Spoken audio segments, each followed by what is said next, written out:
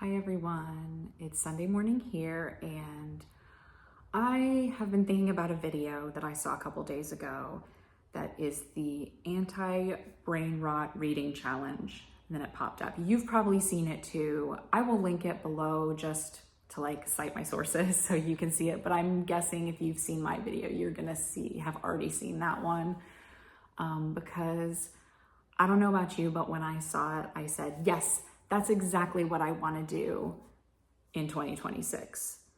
So I've been thinking about, I've been watching videos about how to live a boring life, how to relax and not just scroll on your phone all the time, how to read consciously. And of course, last video I talked about, I do have a personal curriculum that is very loose. It is just trying to read more American history books and getting that knowledge better under my belt, and I am still enjoying that a lot. So I know I'm carrying that into the next year, but I also have been battling the desire to just scroll all the time. I mean, when I'm reading, I think of something and I just pick up my phone or get distracted and pick up my phone. I even notice that when I'm watching TV shows or movies on my TV, I'm constantly picking up my phone. And much earlier this year, I made a little video where I just timed myself for 30 minutes to try to read a very easy mystery book, one that is easy to keep my attention. And it was a little bit of a battle to keep my focus on the book and not just go, hey, I'm gonna pick up my phone and look at something really quick. So I think this is a good stepping point for what I want to try to do in the next year. And I've been thinking about doing a no-buy again this year. I will be honest, the no-buy fell apart as I went on a trip abroad. So I spent a ton of money doing that, but I was saving for that. And that's kind of why I did a no-buy. I've been thinking about how to do like being intentionally bored days where I don't do much, maybe a couple of chores on the weekend on a Sunday when it's usually a quiet day for me, where I can do some chores and then just read quietly and not just scroll endlessly or just watch YouTube. I am aware that I'm putting this on YouTube and I am a YouTube addict. And so trying to step away from that, especially on a Sunday, and spend most of my day reading and being, quiet, is something I'd really like to do. So I did write down all the rules for the reading challenge, and I'm gonna be honest with you, I'm probably not gonna follow the rules. Based on the last 5 years that I've been watching BookTube myself and tried to participate in things, I never stick to doing everything because I get busy, I get tired, I get overwhelmed, whatever. Even the first rule is to read for at least one 45-minute session per day and annotate it. And honestly, some work days,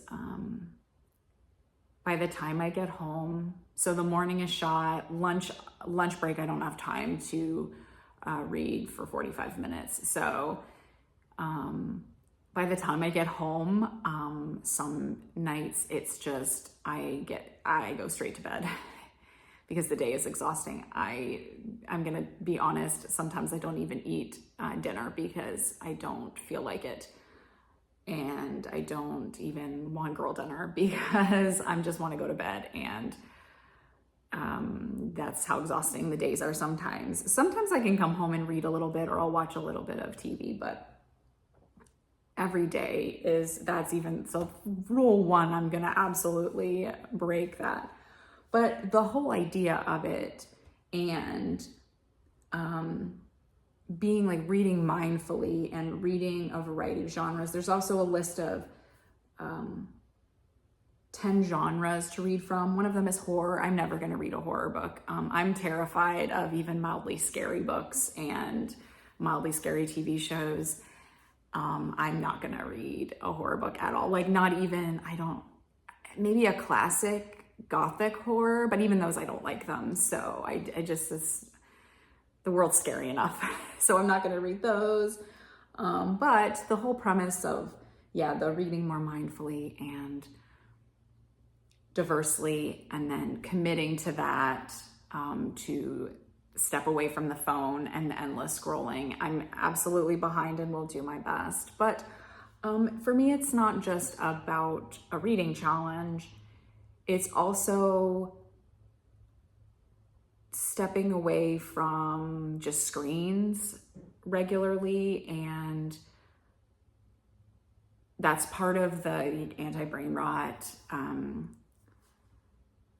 trying to be more bored kind of idea that I have in my head. So I have where I've written down the rules is my physical notebook, and I used to journal a lot more when I was younger, and I've tried to get back into it a few times. And I picked this up to take notes for a class I was taking, and then I said I should start just jotting stuff down. And it's been actually a little bit rough to get my thoughts onto the notebook, but as part of the challenge, it's also like annotating what you're reading, because most of my books are library books. I'm not going to write in the books, but like writing down your thoughts on the books that you're reading, on the TV shows you're watching, that kind of thing. And so that might help me to get more, to prompt me more to write. So that's one thing I'm trying to do more of in the next year, is sit down and write, because I always feel better after I journal.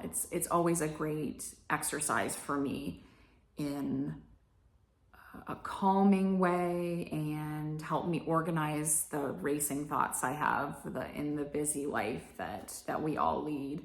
And I also wanted to keep saying this year, I said I'm gonna start writing letters to people, send notes to people. I have friends all over the country. I have friends in the UK, and I'm always saying I'm gonna send, when I go over on my trips, I've sent postcards back, and I said I need to start getting to where I do like cards and letters to people, because I used to love getting those when I was younger. Like I had a pen pal who lived in France, and I had friends when they would go away to camp, or when they went to college, like we would write to each other. And that of course has fallen off a lot with email and texting and all that. So, but I still think it's really fun to get those. And I quite like sending mail to people. I just enjoy doing that. I enjoy the cards and letters and stuff. So when I was at a yard sale a couple of weeks ago, I haven't been going as much lately since I've been back to work, but I still go.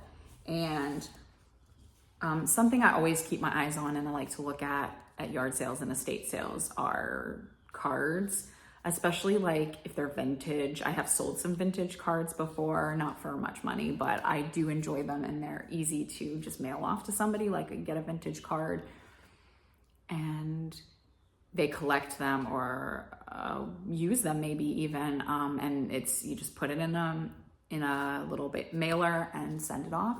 But also look for cards to use myself. So I have some like art cards I picked up in an estate sale, and then a few weeks ago I saw this, it's just a stack of random Christmas cards, and it's $1 because it's a yard sale. I think my favorite one is this one. It's got the birds on it. There's a couple of those here, and then has a little message inside, and I can write a little note in it, but there's a whole mix of different types here. So saving those from someone just throwing them away or throwing them in their recycling, I can hopefully brighten someone's day that when they receive a card from me, and I will enjoy that. So I'm gonna actually do that today. I'm gonna start working on getting my holiday cards out to people, because before you know it, it'll be time for the Christmas break. So I'll work on getting those out today. And that's kind of part of my, like I said, the whole thing of writing and sending letters to people and cards. And then, as I mentioned a few videos ago, a couple of months ago, that's my video schedule right now, is when I can think of a topic to talk about and when I have the time. I am still trying to work on my walking goals. Walking is really good for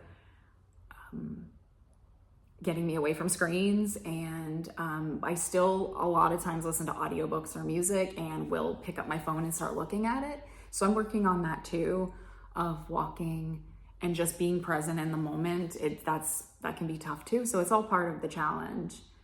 I think I'm gonna get to work on my cards, and then I'm gonna read for a little bit. I have my American history book that I'm still working on, In Search of Empire, and just continuing to read through that. And it's slow because that's what history books are like, but still enjoying reading those. But I also picked up this mystery, Murder in the Place of Anubis. I'd seen these at a library book sale, but they were not the first one in the series. So I got this one off Pango Books. I've sold a few books on Pango, and basically instead of taking the cash out, I bought a couple of books so far of ones that I was interested in reading. And, you know, I thought today I wanted to start this. I'm in the mood for maybe a little, I assume this is kind of a cozy historical mystery set in Egypt, in ancient Egypt. So I'm looking forward to seeing what this is like on top of, I think I'll read my history for a little bit, and then I'll go ahead and this will be, maybe in the afternoon, I'll pick this one up. But so let's see how well I do today. I'm gonna edit the video and post it, and then I'm gonna try to put the phone down, not time myself, not put any limits on it, and just do my writing, do my reading, and try to have a nice, relaxed day before I have to go back to work in the morning, and just enjoy this time that I have quietly at home and stay off of the phone and keep my brain clear and healthy. So I hope you are having a wonderful weekend. And if you're gonna try this reading challenge, I'm curious if you're like really gonna do it every single rule, if you're gung-ho for it, or if you're setting yourself your own challenge for this next year. What are you working on? What are you looking forward to in 2026? I'd love to hear about that in the comments. And I thank you for watching today and spending a quiet, cozy, a little bit bored, hopefully, day with me today. And I'll see you on the next one. Bye.